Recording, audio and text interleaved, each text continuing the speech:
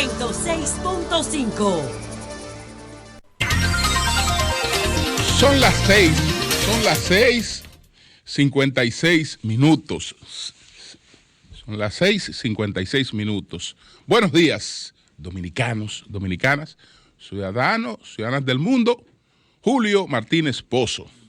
Los comentarios de los temas más importantes en el programa de mayor influencia de la radio y la televisión nacionales. En este miércoles 13 de enero, año 2021, buenos días a todo el equipo del Sol de la Mañana, toda la audiencia de Sol, la teleaudiencia de Telefuturo, Canal 23, las personas que siguen nuestros contenidos a través de las redes sociales. Buenos días a todos y a todas.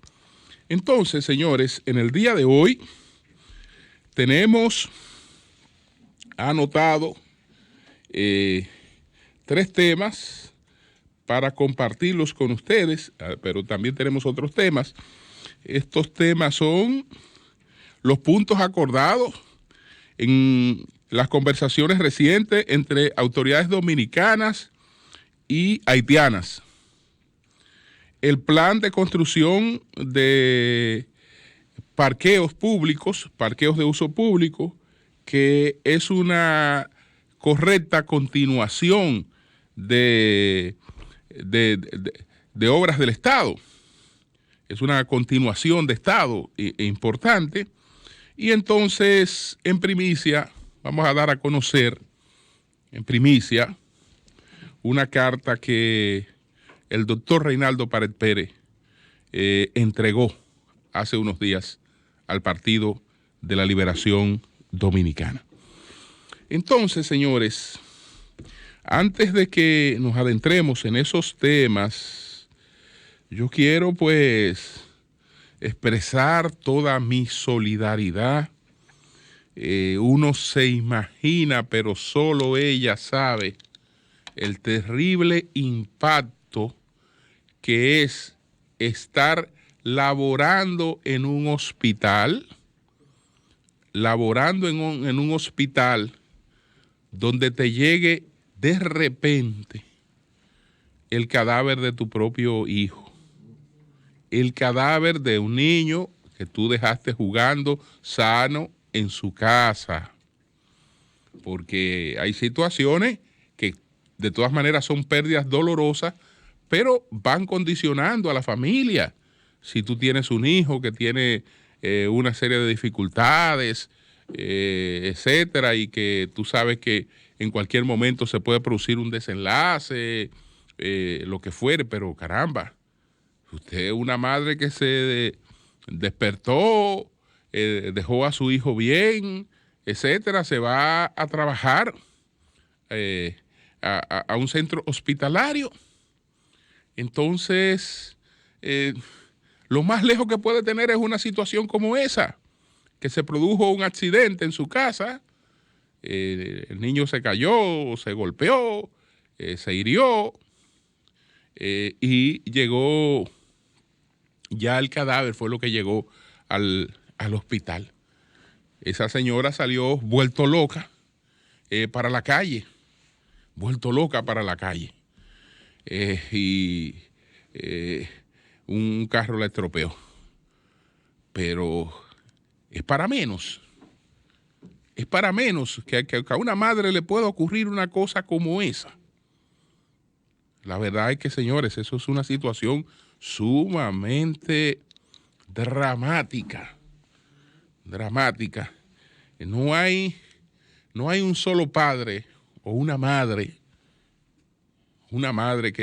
que no hubiese preferido cualquier otra cosa, porque lo que esa doctora se preguntó en ese momento, ¿por qué no me ocurrió a mí y no a ti? Entonces, también se hará muchas preguntas, de carácter metafísico, etcétera, muchas preguntas que crean un sinnúmero de dudas.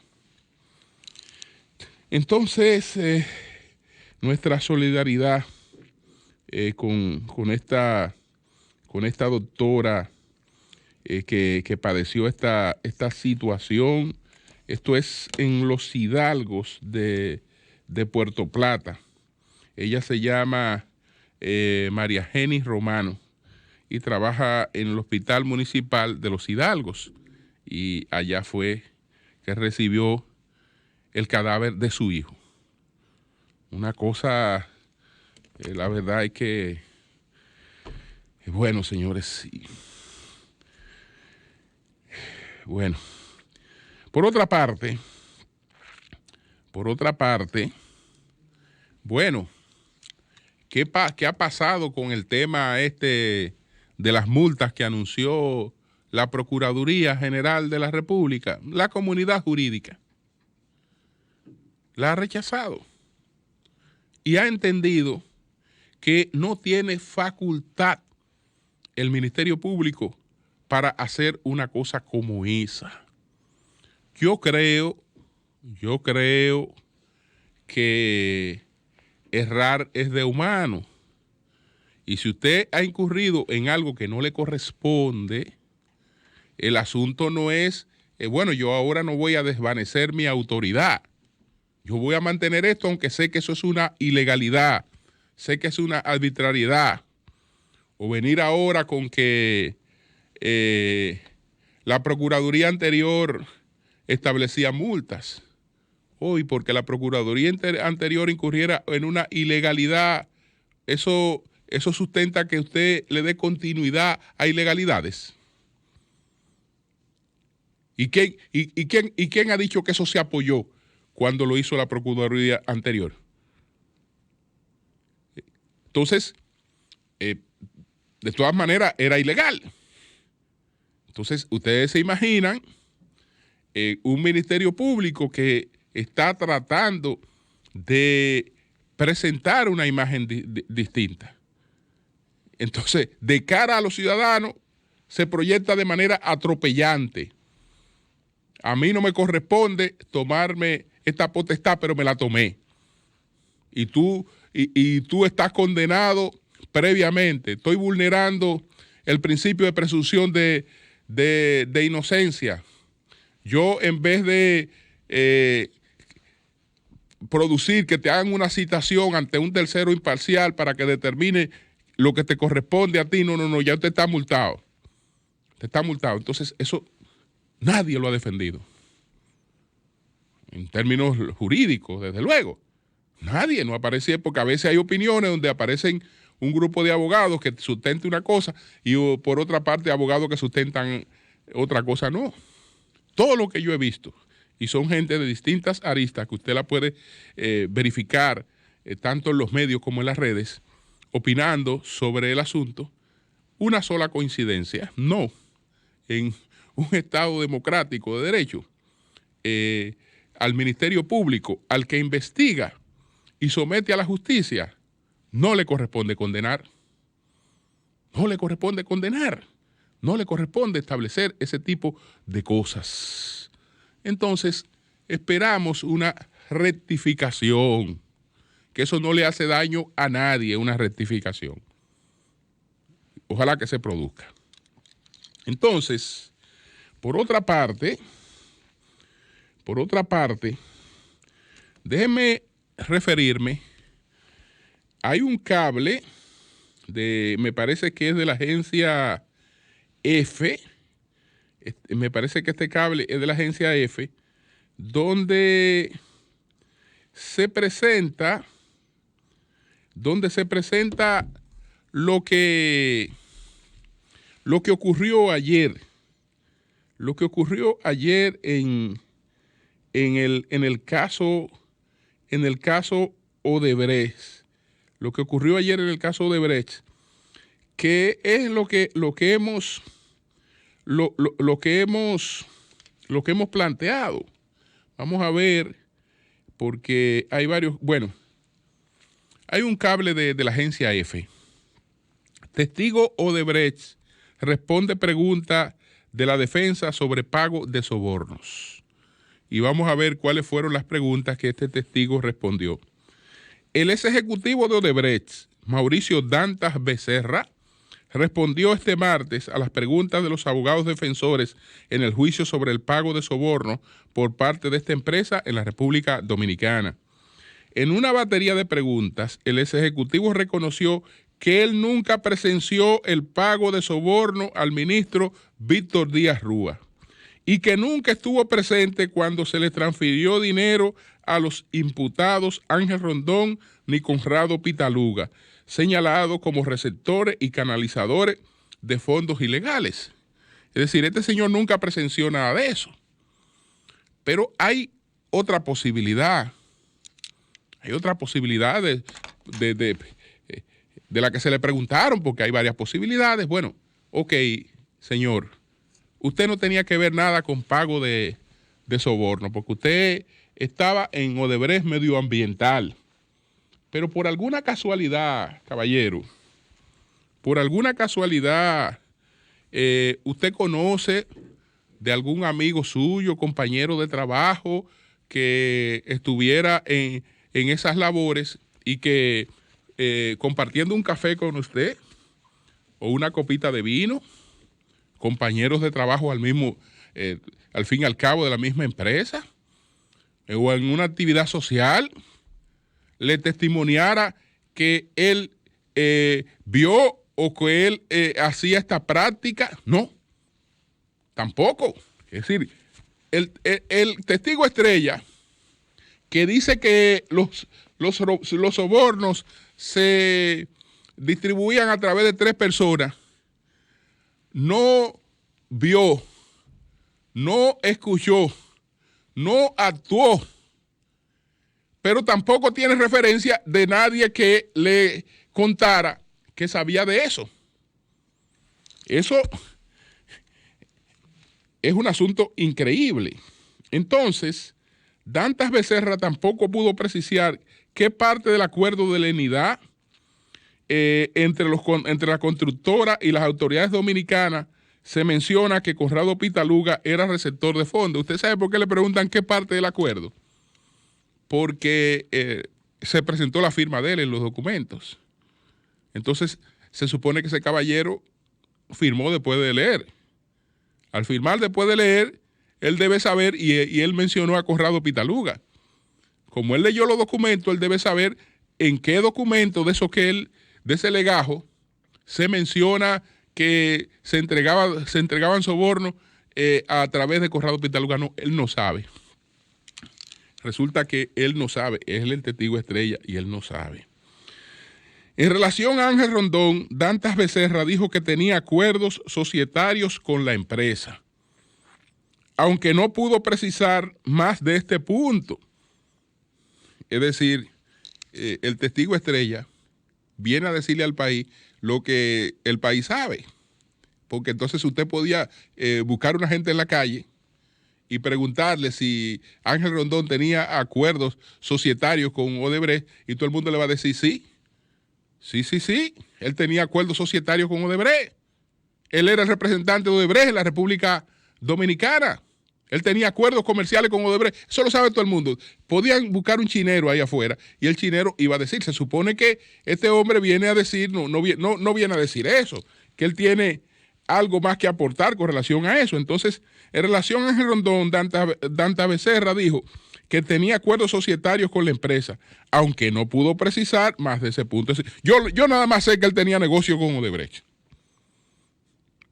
¿Pero qué tipo de negocio? Bueno, entonces, y dijo que el soporte para hacerle la transferencia eran contratos, por ejemplo, consultoría.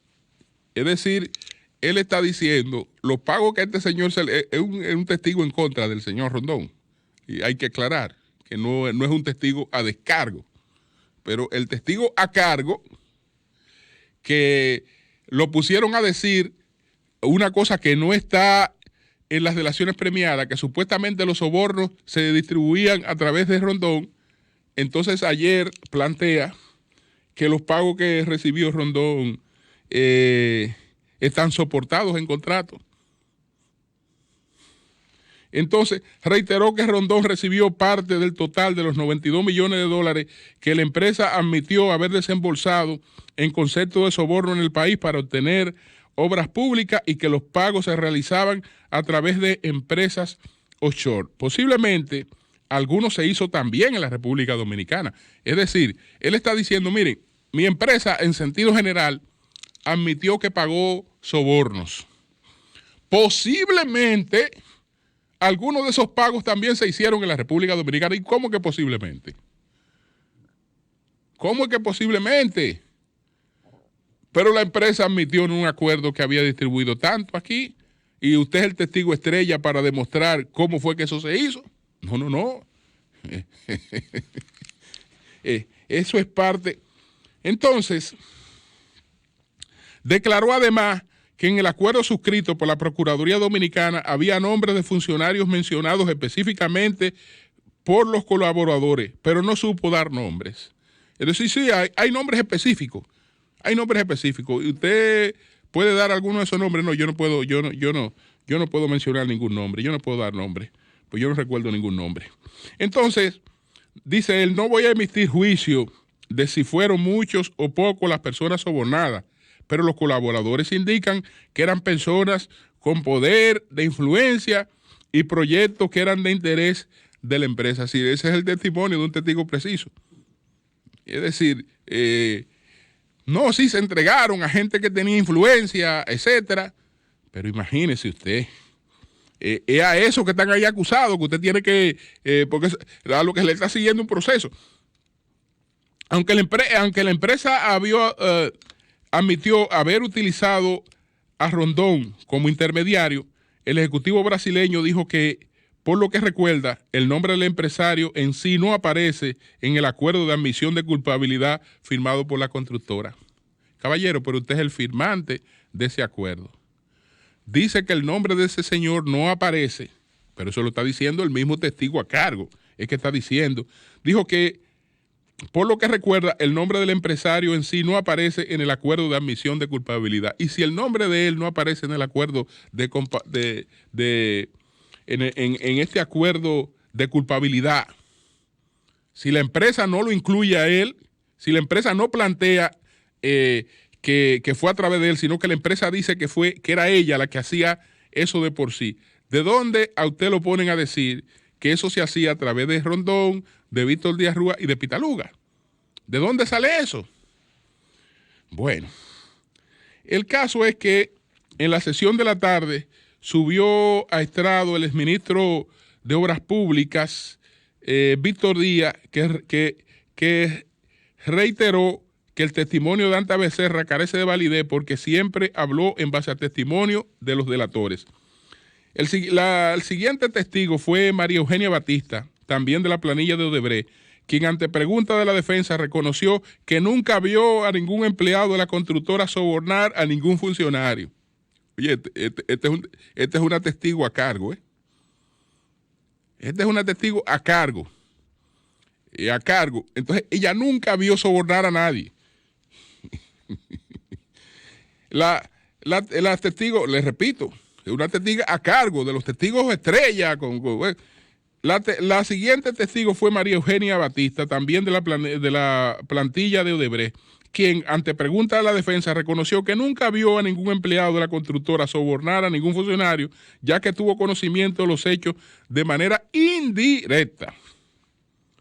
Pero no explicó con precisión que ella supo de manera indirecta. Finalmente, intervino Rodrigo Maluf Cardoso, abogado de la empresa constructora, que respondió preguntas de la Fiscalía y seguirá declarando en la próxima sesión del juicio pautada para el próximo jueves. Además de los 3 imputados ya mencionados, los otros 3 acusados dominicanos por el caso de los sobornos desembolsados por la compañía, y bueno, y aquí viene la historia del caso, etcétera, etcétera, etcétera. Ya ustedes vieron, escucharon que estos testigos, lo único que han venido, a pesar de toda la alarma, con una mención, porque aquí se manipula mucho. Que él mencionó 3 gente, ok, pero entonces él va a ser objeto de un contrainterrogatorio. Y en el contrainterrogatorio él va a tener que explicar de dónde él saca esa referencia de las tres personas. En sentido, digamos, de creencia, si estuviéramos hablando en el sentido cristiano, ¿no? Pues este señor incurrió en un falso testimonio.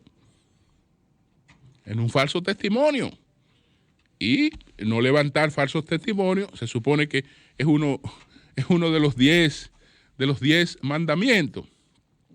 Ayer citábamos a Serrat a propósito de que leímos algo que planteaba el doctor Balbuena, pero este falso testimonio es comparable con un testimonio de una persona que en su época tuvo algún prestigio y por eso despertó cierta credibilidad.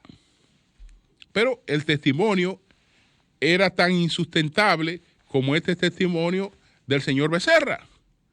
Me refiero a Celso, que fue un escritor, estamos hablando del año 2, de la era común. Estamos hablando del año 2, entonces, o del siglo 2. Estamos hablando del siglo 2. Este señor, ustedes saben que todavía para esa época, porque acordémonos que el Imperio Romano asume el cristianismo a partir del 325, etcétera. Entonces todavía era una etapa temprana donde había mucha confusión y especulación. Entonces, este caballero, Celso, hace un planteamiento que escandalizó muchísimo. Celso testimoniaba que realmente Jesús no era hijo de José, sino que Jesús era hijo de un soldado llamado Pantera. Jesús era hijo de un soldado llamado Pantera. Entonces, todo aquello porque cuando vemos, por ejemplo, que en Nazaret se hace la referencia a Jesús como el hijo de María, eso hoy nosotros lo podemos entender como algo muy natural, porque en nuestra tradición cultural están ese tipo de identificaciones que son totalmente inofensivas. Si en la comunidad mía me decían ese Julio, el de Mimila, eso es inofensivo. O este es Juan, el de Petra, o este es Juan, el de Juana. Eso no tiene un carácter ofensivo.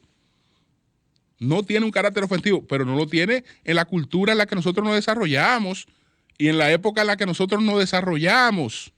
Pero en el primer siglo, en la Palestina del siglo I, eso era denigrante, porque lo que estaban diciendo era que era un expósito, que era un bastardo, que no tenía padre.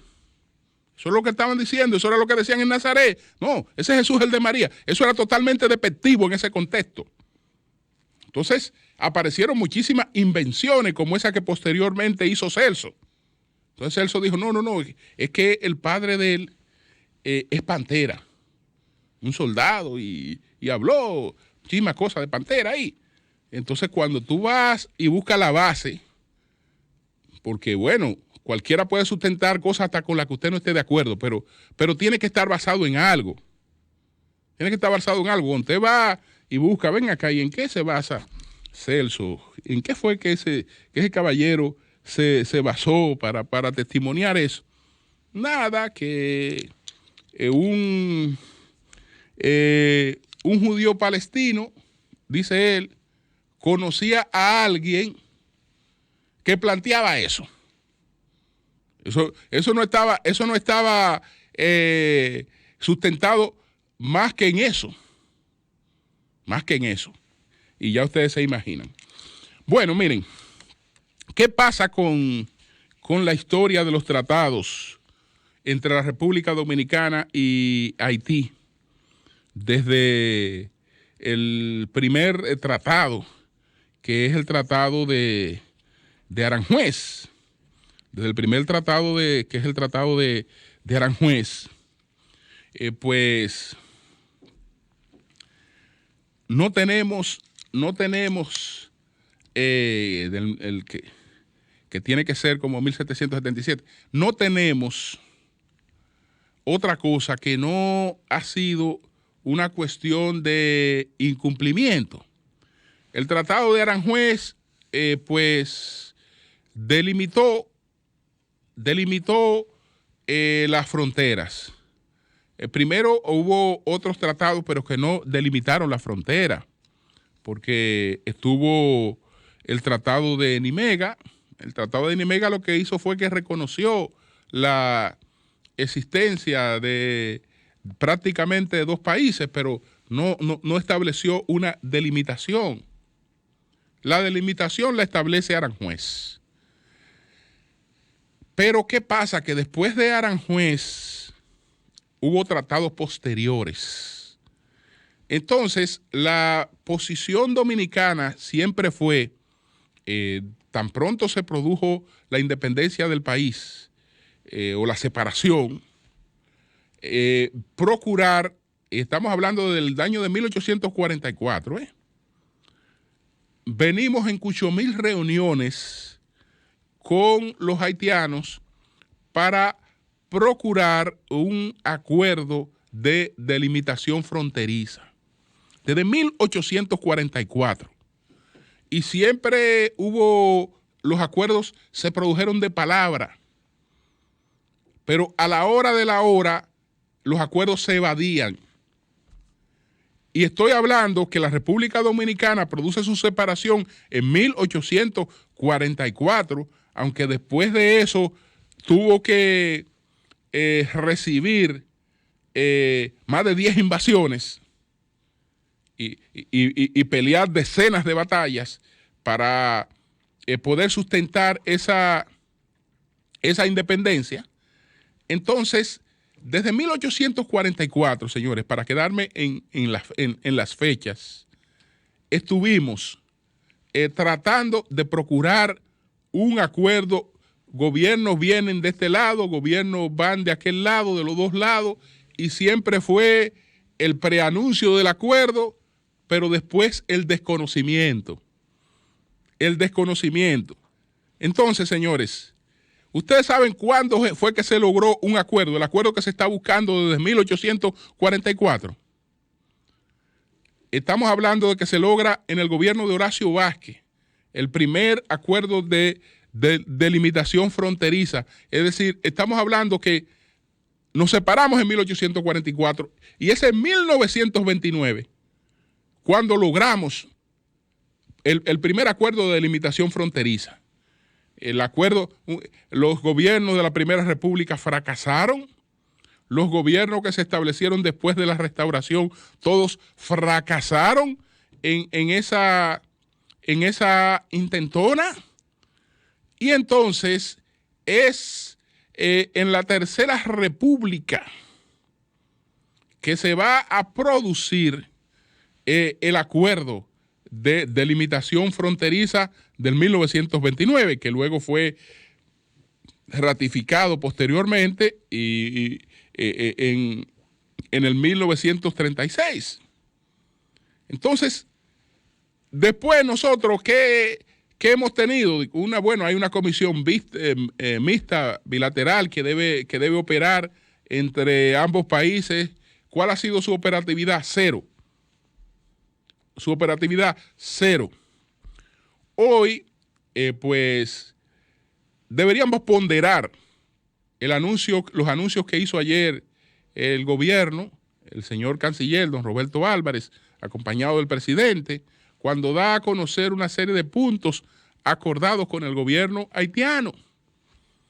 Pero, ¿cuál será la suerte de esos acuerdos? La misma suerte que han corrido los acuerdos con un Estado que no está en condiciones de cumplir nada de lo que pacta. y menos aún en una situación de total inestabilidad política. De total inestabilidad política.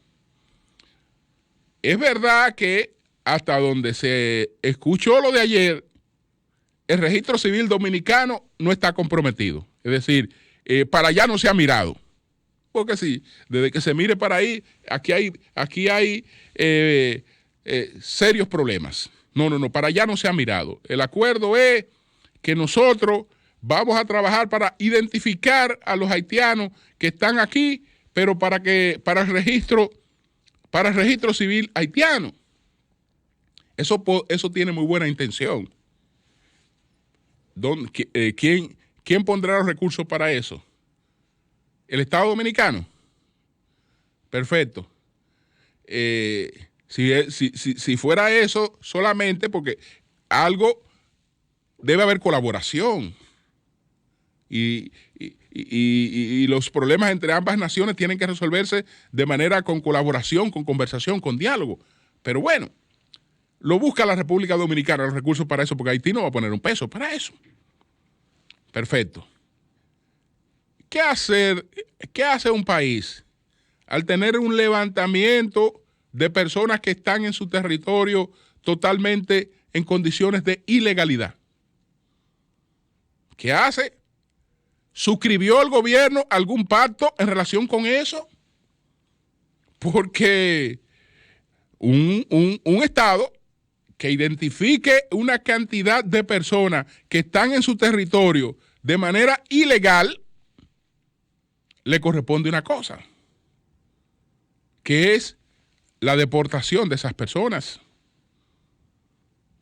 A menos que hay algunos que están trabajando, hay algunos que se acogieron al Plan Nacional de Regularización, eso no tienen problema. Hay otros que podrán buscar su regularización, eso no tienen problema. Pero el que no esté regular, se supone que el Estado Dominicano no puede renunciar a su soberanía en ese sentido. No puede renunciar a su soberanía. Eso no se explicó. Esa parte habrá que explicarla, es decir, ok, vamos a buscarle el dinero, nosotros le vamos a hacer un levantamiento a ellos, le vamos a decir, aquí hay X cantidad de haitianos para el registro civil en su país.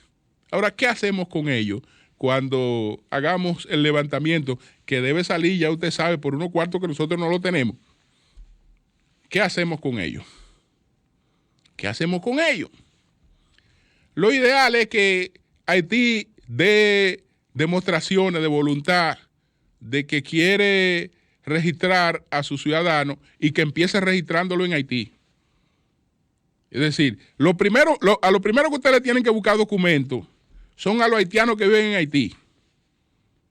Búscanle documentos a los haitianos que viven en Haití, demuestran que ustedes quieren resolver ese serio problema que tienen y establezcan su oficina en el consulado que ustedes tienen para que la gente que quiera ir a registrarse tenga la facilidad para hacer eso. Pero el gobierno dominicano, si se comprometió a hacer eso, tiene que explicar qué va a hacer con la cantidad de ilegales que identifique en ese levantamiento. ¿Qué va a hacer? Porque me imagino que no haya otro acuerdo por debajo de la mesa que comprometa la soberanía en ese sentido. Yo me imagino, porque tenemos que darle un voto de confianza a nuestras autoridades. El tema de promover la construcción de hospitales en Haití, que la comunidad internacional, eso está muy bien. Eso está muy bien. Y tenemos que buscar siempre otros intermediarios, porque el haitiano no quiere al dominicano de manera directa inmiscuyéndose en sus asuntos en Haití.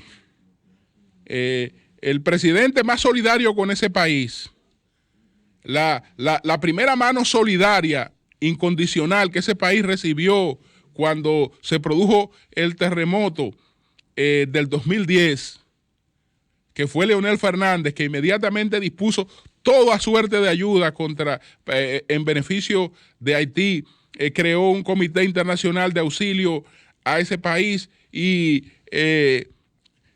entendiendo que contribuía con con el desarrollo de ese país, construyó una universidad en ese país y ya ustedes vieron cuál fue el pago.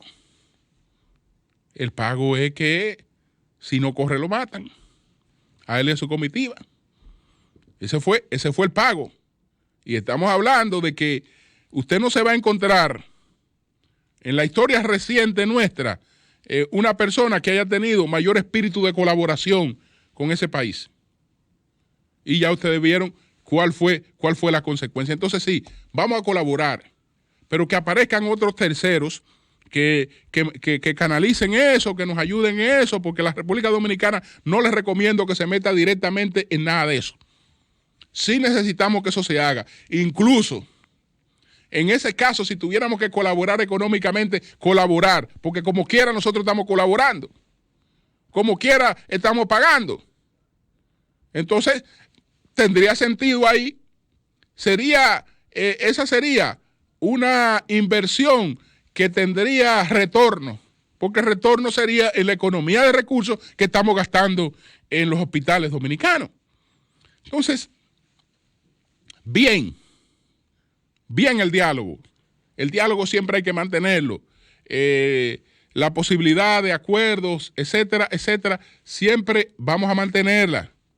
Vamos a mantenerla, pero no nos creemos ninguna expectativa sobre eso. Eso no va para parte. ¿Por qué? No por la buena voluntad del gobierno dominicano, que tiene muy buenas intenciones. No hay gobierno de aquel lado.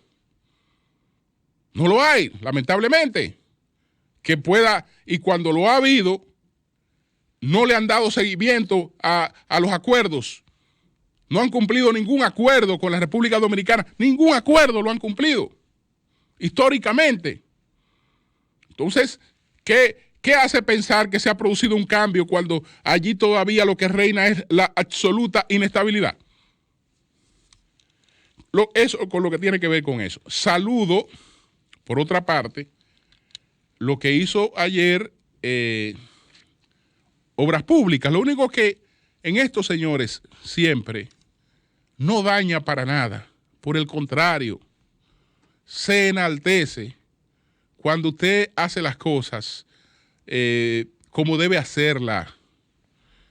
Señores, que haya continuidad del Estado, eso es bueno, porque eso es un uso óptimo de los recursos del Estado. Entonces, lo que usted no puede hacer es pretender decirle al país que usted se ha creado un plan y que se ha inventado un plan y que usted está anunciando un plan. Ustedes saben qué fue lo que se produjo en el día de ayer, un reanuncio. Ya el gobierno dominicano, y este es el gobierno dominicano y el otro era el gobierno dominicano también, ya el gobierno dominicano había anunciado eso que se anunció ayer.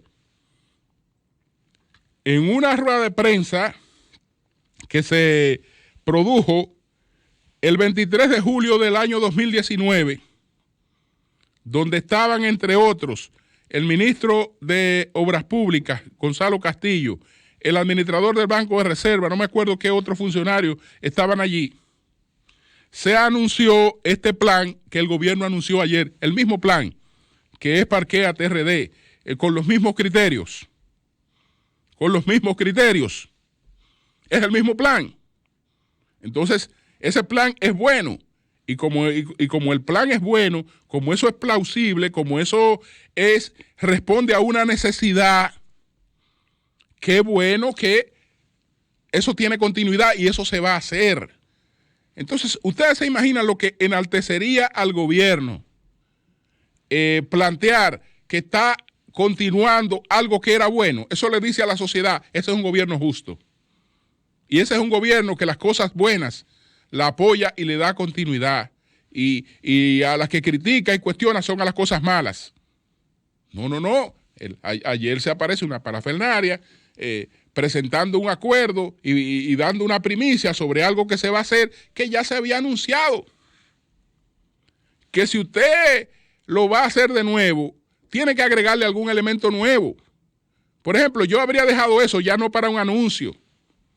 Como ya eso se anunció, entonces yo no puedo hacer un segundo anuncio. ¿Qué yo hago como ya eso se anunció? Bueno, tengo que esperar una oportunidad distinta. ¿Cuál sería la oportunidad distinta? Vamos a dar el primer Picasso. Vamos a dar el primer Picasso para la construcción de los 4 parqueos que se van a hacer en la República, en el Distrito Nacional y uno en Santiago. Por lo menos vamos a dar el Picasso de uno. En el Picasso de uno, ahí explicamos la situación, pero ya con el Picasso estamos haciendo una cosa nueva. Ya estamos poniendo en práctica algo y ya eso es una noticia. Pero anunciar lo que se anunció es noticia. No, no es noticia anunciar lo que ya se anunció. Noticia es tomar lo que ya se anunció y entonces ponerle lo suyo. Este es mi aporte. Mi aporte es que yo estoy ejecutando. Mi aporte es que yo estoy llevando esto a la práctica ya. Y perfecto. Qué bueno. Qué bueno. Entonces, eso con relación a eso. Déjenme buscar, señores. A Mauri, vamos a colocar en primicia esta carta que el doctor Reinaldo Pared Pérez ha enviado a su partido. Primicia del Sol de la Mañana. Primicia del Sol de la Mañana. Bueno, señores, he aquí una carta que el doctor Reinaldo Pared Pérez envió a su partido el 11 de enero del año 2021. Y escúchese bien, que envió a su partido, que es el Partido de la Liberación Dominicana. Comité Político del Partido de la Liberación Dominicana, PLD. Ciudad. Apreciados compañeros y compañeras. A principio del año pasado, y para ser más preciso, a inicios de marzo, fui diagnosticado en el país de padecer de un cáncer en el esófago, lo que al poco tiempo después me fue confirmado por médicos en los Estados Unidos de América. Ello conllevó a que en una primera fase fuera sometido en el país a un proceso de 5 sesiones de quimioterapia, una por semana, y 26 sesiones de radioterapia, una diaria de lunes a viernes. Concluidos dichos tratamientos, se creyó pertinente practicarme una operación de mucha consideración, la que se llevó a cabo el día 1 de julio del año 2020 en New York Presbyterian Hospital de la ciudad de Nueva York, la que gracias a Dios y a los especialistas que la practicaron resultó muy exitosa. Posteriormente, he tenido que llevar a cabo en mi hogar un largo periodo de convalecencia y recuperación, ya que en todo ese proceso perdí 25 libras de mi peso corporal, al que, dicho sea de paso, nunca ha sido mucho, en razón de que siempre he sido una persona delgada.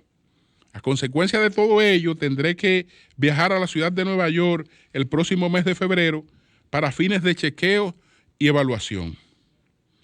Como habrán podido observar por lo antes descrito, compañeros y compañeras, mi estado de salud se ha visto demasiado afectado, por lo que el tren de mis actividades y acciones que siempre he llevado a cabo en lo personal, en lo político y en lo profesional ha tenido que disminuir de manera considerable, rayando prácticamente en lo nulo. En lo referente a mi militancia en el partido, que por cierto cumplí 45 años el pasado mes de noviembre, 45 años en el PLD, sabido es que no aspiro a continuar en la Secretaría General del mismo y en lo que respecta a mi participación y membresía en el comité político. Solicito de la manera más respetuosa mi exclusión de la próxima integración de dicho organismo. Solo aspiro a seguir en el comité central y de manera pasiva. Compañeros y compañeras, Esa lamentable decisión he tenido que adoptarla porque los médicos me han aconsejado mantenerme al margen de toda situación que pueda generarme tensión o estrés a los fines de evitar un agravamiento de esta terrible enfermedad. Espero su comprensión de lo que he planteado precedentemente. Espero su comprensión de lo que he planteado precedentemente respecto de mi situación personal y en acoger lo solicitado en la presente. Se despide de ustedes con saludos PLDistas, muy atentamente, Reinaldo Pared Pérez, secretario general del Partido de la Liberación Dominicana.